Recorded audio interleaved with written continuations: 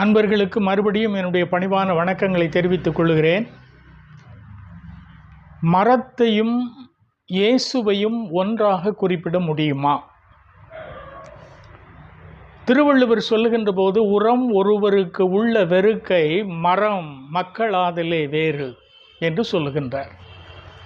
உள்ளத்தில் ஊக்கம் மிகுதியாக இல்லாதவர்களை மக்கள் என்று சொல்லக்கூடாது, மரம் என்று சொல்ல வேண்டும். ஆனால் இயேசு கிறிஸ்து அவரை மரமாக நாம் குறிப்பிடலாமா? திருவிவிலியத்திலே இதை குறித்து நாம் பார்க்கின்ற போது மரத்தையும் மக்களையும் ஒன்றுபடுத்தி கூறுகின்ற பல இடங்கள் உண்டு. இயேசு பெருமானே யோவான் 15வது அதிகாரம் 1வது திருவசனத்திலே சொல்லுகிறார், நான் திராட்சை செடி, நீங்கள் கொடிகள். அதே அதிகாரம் 5வது அதிகாரத்திலே, நான் திராட்சை செடி, நீங்கள் கொடிகள். ஒருவன் என்னிலும் நான் அவனிலும் நிலைத்திருந்தால் மிகுந்த கனிகளை கொடுப்பான். இதுபோன்று பல்வேறு இடங்களிலே நாம் பார்க்கலாம். மரம் நல்லது கெட்டது என்பதை அதனதன் கனிகளால் அறியலாம். நல்ல கனி கொடாத மரமெல்லாம் வெட்டுண்டு நெருப்பிலே சுட்டரிப்பதற்கு போடப்படும். இப்படி பல்வேறு ஒப்புமைகள் திருவிவிலியத்திலே அடங்கி இருக்கின்றன. மேலும் இந்த மரத்தையும் மக்களையும் நாம் பார்க்கின்ற போது, மக்கள் என்பவர்கள் உயர்திணை, மக்கள் தாமே உயர்திணை. தொல்காப்பியம் சொல்லுகின்றது, மக்களை தவிர மற்ற எல்லாமே அகரிணை பொருள்கள். மரம் என்பது அகரிணை. அகரிணை என்பது நல்ல ஒழுக்கம், திணை என்பது ஒழுக்கம், நல்லொழுக்கம் இல்லாதவை, உயர்ந்த ஒழுக்கம் இல்லாதவை. இப்போ இயேசு கிறிஸ்துவை இந்த மரத்தோடு ஒப்பிட்டு சொல்ல முடியுமா? இதை குறித்து நான் சிந்திக்கின்ற போது கதா உபநிடதத்திலே ஒரு அழகான பாடல் வருகின்றது. அது கதா உபநிடதம் 6:1 அது சொல்லப்படுகின்ற ஒரு பகுதி. ஊர்த்துவ மூலோ அவாக் சாஹா அஸ்வதா சனாதனஹா ததேவ சுக்ரம் தத் பிரம்மா ததேவாமிருத முச்யதே தஸ்மின் லோகா சிருஷ்டஹ சர்வே தத் நாத்யேதி கஸ்கான் ஏதத் வைதத். இப்படி சமஸ்கிருதத்திலே ஒரு பாடல் சொல்லப்படுகின்றது. இதற்கு என்ன பொருள் என்று சொன்னால், வேர்கள் மேலாகவும் கிளைகள் கீழ் நோக்கியும் உள்ள பழைய ஒளிமிக்க அஸ்வதத் மரம் பிரம்மா ஆகும். இது அழிவற்றது. இவரில், அதாவது இந்த பிரம்மாவில் எல்லா உலகங்களும் அடங்கியுள்ளன. இவருக்கு வெளியில் எதுவுமே இல்லை, அதுவே இது. அதாவது பகவத்கீதையிலும் இந்த மாதிரி ஒரு ஸ்லோகம் 15வது அத்தியாயத்திலே சொல்லப்படுகிறது.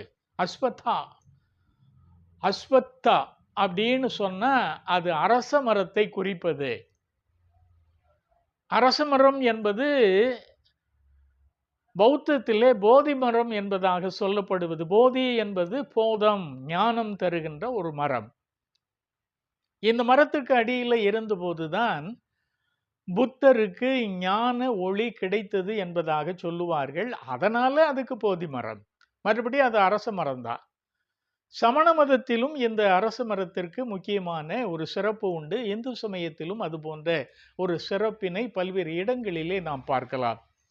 இந்த அஸ்வதத் மரம் என்பதாக கீதையிலும் உபநிடதங்களிலும் சொல்லப்படுகின்ற அந்த பகுதிகளை நாம் பார்க்கின்ற போது, உபநிடதம் கீதையை விட சற்று வேறுபட்ட நிலையிலே, உயர்வான நிலையிலே இந்த அஸ்வத்தா மரம் என்பதை, அரச மரத்தை குறித்து சொல்லுகிறது. இதனுடைய வேர்கள் வானத்தில் இருந்து இருக்கின்றன. அதனுடைய கிளைகள் இலைகள் எல்லாமே பூமியை நோக்கி வளர்ந்திருக்கின்றன. சாதாரணமாக பார்க்கின்ற போது இந்த மரங்கள், அதனுடைய வேர்கள், த ரூட் சிஸ்டம், அது எல்லாமே பூமிக்கு அடியிலே புதைந்திருக்கும். பூமியிலே உள்ள நீர், மற்ற சாறுகள், சத்துக்கள் எல்லாவற்றையுமே அது உறிஞ்சி அதனுடைய ஷூட் சிஸ்டம், அதனுடைய மரம், கிளைகள், மற்றபடி அதில் மலர்கின்ற மலர்கள், பூக்கள், கனிகள் இதையெல்லாம் சாதாரணமாக பார்க்கிறோம். ஆனா இங்கே குறிப்பிடப்படுகின்ற இந்த மரமானது வேர்கள் வானத்திலே இருந்து வருகின்றன. அதனுடைய ஷூட் சிஸ்டம் கீழ் நோக்கி பூமியை நோக்கி வளருகிறது. அதனுடைய கிளைகள், இலைகள் எல்லாமே தலைகளாக இருக்கின்றன. இது ஒரு உவமையாக அல்லது உருவகமாக, சிம்பாலிக்காக அது எதை குறிக்கிறது என்று சொன்னால், வானலோகத்தில் இருந்து பூலோகத்திற்கு வருகின்ற கடவுள். இதை பிரம்மா என்பதாகவே நான் இப்பொழுது சொன்ன அந்த உபநிடதத்தினுடைய அந்த பாடல் அல்லது ஸ்லோகம் எதுவாகவும் நீங்கள் எடுத்துக்கொள்ளலாம். அதில் குறிக்கப்பட்டிருக்கிறது அது பிரம்மாவாகவே குறிக்கப்படுகின்றது. அப்போ விண்ணில் இருந்து இந்த உலகத்திற்கு இறங்கி வந்த அந்த அவதார புருஷன், புருஷா என்பதுதான் இங்க உபநிடதங்கள்லையும், அதுக்கப்புறமா வைதிக இலக்கியங்கள் என்பதாக சிலர் பின்னாலே சொல்லப்படுகின்ற பகுதிகளிலையும் அது அமைந்திருக்கிறத நம்ம பார்க்கலாம். ஆக இந்த அஸ்வத்தாமரம் விண்ணில் இருந்து விண்ணினுடைய சாறை அதை எடுத்து கடவுளிடத்தில் இருந்து அது முளைத்து பூமியை நோக்கி கீழே வருகின்றது. அது அழிவற்றது, ஒளிமிக்கது என்று சொல்லுகின்ற போது it is brilliant, very bright. அப்போ இது நிலையான வாழ்வு தருவதாக இது குறிக்கப்படுகின்றது. Eternal life. அதான் இதுல சனாதனகா அப்படின்னு சொல்றது. சனாதனம் என்று சொல்லுவது கடவுளை குறிப்பது. இங்கே இவர்கள் சொல்லுகின்ற மற்ற விளக்கங்கள் இவை எல்லாமே தள்ளுபடியாக செய்யப்பட வேண்டியவை. அதற்கும் இந்து மதத்திற்கும் எந்த விதமான தொடர்பும் இல்லை. இதை பல்வேறு அறிஞர்கள் இதை குறிப்பிட்டு வந்திருக்கிறதை நாம் பார்க்கலாம். அதுக்கு அடுத்தது நம்ம பார்க்கின்ற போது இது உயர்விலிருந்து கீழே வருகின்றது. யோவான் 8ஆம் அதிகாரம் 23வது திருவசனத்திலே சொல்லுகின்றது, நான் உயர்வில் இருந்து உண்டானவன், நீங்கள் தாழ்வில் இருந்து உண்டானவர்கள். நான் இந்த உலகத்திற்கு உரியவன் அல்லன், நான் விண்ணிற்கு உரியவன், தந்தையோடு தொடர்புடையவன், அங்கிருந்து இந்த பூலோகத்திற்கு நான் அனுப்பப்பட்டவன். அதுக்கு அடுத்தது யோவான் 6:51 சொல்லப்படுகின்ற போது, நான் வானத்தில் இருந்து இறங்கி வந்த உயிர் தருகின்ற அப்பம், உயிர் தருகின்ற உணவு. அப்போ ஒருவன் என்னை உட்கொள்ளுகின்ற போது அவன் நிலையான வாழ்வினை பெறுவான். இந்த உபநிடதத்திலே, கதா உபநிடதத்திலே சொல்லப்படுகின்ற போது இட் இஸ் இட்டர்னல் பிரம்மா. அது என்ன செய்கின்றது? இந்த நீடு வாழ்வை தருவதாக வருகின்ற பிரம்மன் என்பதாக அது குறிப்பிடப்படுகின்றது. பிருகதாரண்யக உபநிடதத்தில் 3:9-28:1 3:9-28:1 ஒரு அழகான பகுதி. யதா விருக்ஷோ வனஸ்பதி ஸ்ததைவ புருஷோ அம்ரிச. மரங்களுக்கு வனஸ்பதி எப்படியோ அப்படியே புருஷாவும் எல்லாருக்கும் மேலானவராக இந்த உலகத்தில் இருக்கிறார். வனஸ்பதி என்பதும் இந்த அஸ்வத்தா அரச மரம் என்பதும் ஒன்றுதான். வனஸ்பதி என்பது வனங்களிலே இருக்கின்ற எல்லா மரங்களுக்கும் த லார்ட் ஆஃப் ட்ரீஸ், எல்லா மரங்களுக்கும் அது அரசனாக திகழ்கின்றது. அதனால தான் அதுக்கு அரச மரம் என்பதாக சொல்லுவது. அதாவது மரங்களுக்கு வனஸ்பதி எப்படியோ அப்படியே புருஷாவும் எல்லாருக்கும் மேலானவராக இந்த உலகத்திலே திகழ்கிறார். இது இதுல சொல்லப்படுகின்ற அந்த ஸ்லோகத்திற்கு உரிய பொருள். அதே பிருகதாரண்யக உபநிடதம் இப்போ இந்த ஸ்லோகத்திற்கு அடுத்த ஸ்லோகத்தில் அது சொல்லப்படுகின்ற போது, துவச்ச ஏவஸ்ய ருத்ரம் பிரஸ்யந்தி துவச்ச உத்பதஹ தஸ்மாத் தடாத்ருண்ணாத் பிரைதி ரசோ விருக்ஷதி வாஹாத் தாத். அதாவது இதுக்கு என்ன பொருள் என்று சொன்னால், இந்த புருஷாவின் தோலில் இருந்து ரத்தம் வழிகிறது. மரத்தை வெட்டுகின்ற போது அந்த மரத்தினுடைய அந்த சாப், ட்ரீ சாப், அது சாறு, அது மரத்திலிருந்து சாறு வழிகிறது. அதுபோல காயப்பட்ட மனிதனின் உடலிலிருந்து ரத்தம் வழிகிறது. காயப்பட்ட மனிதனுடைய உடலில் இருந்து ரத்தம் வழிகிறது என்பதாக இதை நான் சொல்லல. பிருகதாரண்யக உபநிடதம் 3:9-28 2ல அது சொல்லுகின்றது. அப்போ இந்த வனஸ்பதி என்பதாக சொல்லப்படுகின்ற இந்த மரம் வெட்டப்படுகிறது. வெட்டினாலும் அதிலே இருந்து அந்த மரத்தினுடைய சாறு வழிவது, இது உருவகமாக எதை குறிப்பிடுகிறது? பிரம்மன் என்பவர் என்ன செய்கிறாரு? வெட்டப்படுகிறார்.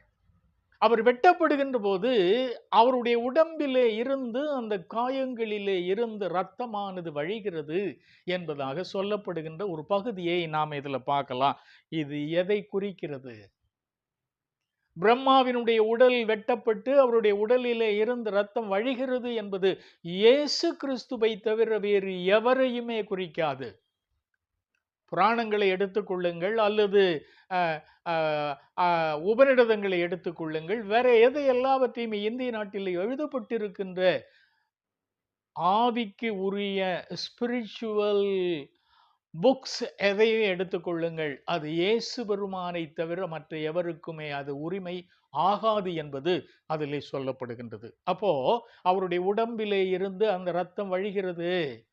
மரத்தை நீ வெட்டுகின்ற போது மேலே வேர்களும் கீழே கிளைகளும் பூமியை நோக்கி வருகின்ற அந்த மரம் இயேசு பெருமானை குறிக்கிறது. அது வெட்டப்படுகின்ற போது அதில் இருக்கின்ற அந்த இரத்தம் இந்த மனிதருக்காக சிந்தப்படுகின்றது. இது பாவ பரிகாரமாக சொல்லப்படுகின்றது. சர்வ பாப பரிகாரோ இரத்த புரோக்ஷணம் மா அவசியம். எல்லாருடைய பாவங்களுக்கும் ரத்தம் சிந்துதல் மிகவும் அவசியம். தத் ரத்தம் பரமாத்மா மேன புண்ணியதான பலியகம்.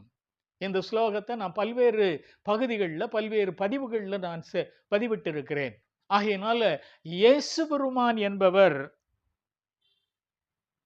ஒரு மரமாக அதிலே சொல்லப்படுகிறது. இதுல இன்னொன்று ரொம்ப முக்கியமான ஒரு பகுதி லூக்கா 23:31 சொல்லுகின்றது. பச்சை மரத்திற்கு இவற்றை செய்தால் பட்ட மரத்திற்கு என்ன செய்ய மாட்டார்கள்? இயேசு பெருமானை சிலுவையில் அறைவதற்காக அவருடைய தோளிலே அந்த சிலுவையை கட்டி தூக்கி கொண்டு அவரை துன்பப்படுத்தி அந்த எருசலேம் வீதிகளின் வழியாக அவரை கொண்டு வருகின்ற போது அங்கே இருக்கின்ற எருசலேம் மாதர்கள் புலம்பி அழுகிறார்கள். அப்போ அவர் சொல்றார், தாய்மாரே, நீங்கள் எனக்காக அழ வேண்டாம், உங்களுக்காகவும் உங்களுடைய பிள்ளைகளுக்காகவும் அழுங்கள். பச்சை மரத்திற்கு இப்படி செய்தால் பட்ட மரத்திற்கு என்ன செய்ய மாட்டார்கள்? தன்னை அவர் மரமாக ஒப்பிட்டு கூறுகின்ற ஒரு சிறப்பான ஒரு பகுதியை லூக்கா 23வது அதிகாரத்தில் நம்ம பார்க்கின்றோம். அதுவும் அவர் இந்த உலக மக்களினுடைய பாவங்களை தீர்ப்பதற்காக பாடுபட்டு சிலுவையை தூக்கி கொண்டு வீதியிலே வருகின்ற போது அவருடைய உடம்பிலே ஏற்பட்ட அந்த காயங்கள், அந்த காயங்களில் இருந்து வழிகின்ற அந்த இரத்தத்தை குறிப்பிடுவதாக இந்த பிருகதாரண்யக உபநிடதம் 3வது அத்தியாயத்திலே சொல்லப்படுகின்ற பகுதி சிறப்பாக அமைந்திருக்கிறது. ஆகையினால் அன்பர்களே, உபநிடதங்களாகட்டும், கீதையாகட்டும், அல்லது வைதீக இலக்கியங்களாகட்டும், எதுவாக இருக்கட்டும், பிரம்மா, புருஷா, பிரஜாபதி என்பதாக சொல்லப்படுகின்ற எல்லாம் இயேசு பெருமானை குறிப்பதாக அமைந்திருக்கிறது. உண்மையான கடவுளை நாம் அறிந்து கொள்ளுவோம். அவர் நமக்காக இரத்தம் சிந்தியது இயேசு பெருமானை தவிர வேறு யாருமே இல்லை. அவரிடத்தில் நீங்கள் வாருங்கள். வருகின்ற போது பாவங்கள் எல்லாவற்றிற்கும் பரிகாரம் செய்யப்படும், மன்னிப்பு கொடுக்கப்படும் என்று அவரே இயேசு பெருமானை அழைக்கிறதை நாம் பார்க்கலாம். வேறு ஒரு பதிவில் உங்களை சந்திக்கிறேன். நன்றி, வணக்கம்.